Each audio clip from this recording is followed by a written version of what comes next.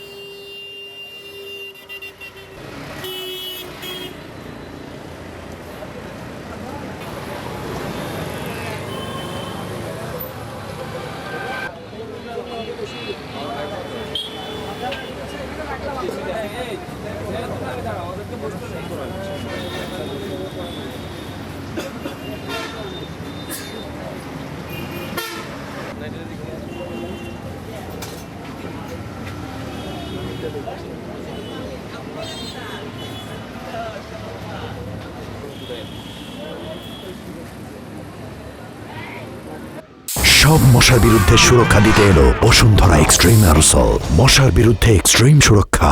বাংলাদেশ জাতীয়তাবাদী ছাত্রদল সাম্য মানবিকতার একটা নজির নোয়াখালীতে স্থাপন করেছেন, যেটা আপনারা ইতিমধ্যে উপলব্ধি করেছেন যে শিক্ষার্থীরা পরীক্ষা কেন্দ্রগুলোতে অভিভাবকরা যেভাবে রোদে এভাবে দাঁড়িয়ে থাকে, সেই প্রখর রোদের মধ্যে বাংলাদেশ জাতীয়তাবাদী ছাত্রদলের সাধারণ সম্পাদক নাসিরউদ্দিন নাসির ভাইয়ের নির্দেশে আমরা এখানে একটা শিক্ষার্থীদের অভিভাবক ছাউনি করেছি, যেখানে তারা বসবেন। তার জন্য পানির ব্যবস্থা করা হয়েছে, শিক্ষার্থীদের জন্য বাইকে সার্ভিস দেওয়া হয়েছে। যারা লেট করে এসেছেন তাদেরকে আমরা কেন্দ্রে পৌঁছে দিয়েছি। আমাদের ছাত্রদলের ভাইরা এটা নিয়ে সে নিরলস কাজ করছেন, তাদেরকে আমরা ধন্যবাদ জানাচ্ছি। সেই সাথে আপনারা জানেন যে আমাদের এই অঞ্চলে সোনাপুর বিশেষ করে যানজটের খুবই সমস্যা। যানবাহন নিরসনে আমাদের ছাত্রদল কাজ করে যাচ্ছেন।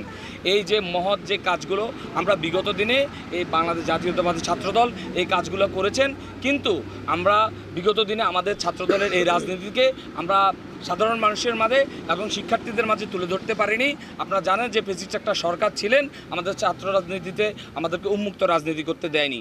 আজকে যখন আমরা রাজনীতি করার সুযোগ পেয়েছি, শিক্ষার্থীদের জন্য কাজ করার সুযোগ পেয়েছি, তখন আমরা ছাত্রদল নিজেদেরকে এবং ফুটিয়ে তুলছি।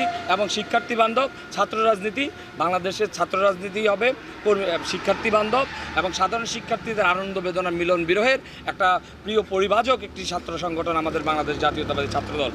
আমার মেয়ে পরীক্ষা দিতেছে এখানে ওই স্কুল পক্ষ থেকে কোনো থাকার কোনো নাই, মানে যাত্রী ছাউনি নেই। এখানে নাসির ভাইয়ের পক্ষ থেকে উনি এখানে ব্যবস্থা করেছে, পানির ব্যবস্থা করেছে, মোটামুটি গার্ডিয়ানের জন্য ভালো একটা ব্যবস্থা করেছে, জন্য আমি ধন্যবাদ ওনাদেরকে। আমি কোনো বসার ব্যবস্থা পাইনি, এখন যে আমার ছাত্র ভাইরা আমাকে বসতে দিছে এবং হ্যাঁ কিছু পানির ব্যবস্থা করছে, চেয়ারের ব্যবস্থা করছে, আমি ওদেরকে সালাম জানাই। এর পাশাপাশি ওদেরকে ধন্যবাদ জানাই। ওদের যে মহতি উদ্যোগ, এটাকে আমি মহতি উদ্যোগে বলবো এবং সর্বোপরি এটাকে সাধুবাদ জানাই। খুবই ভালো, খুবই সুন্দর একটা পরিবেশ।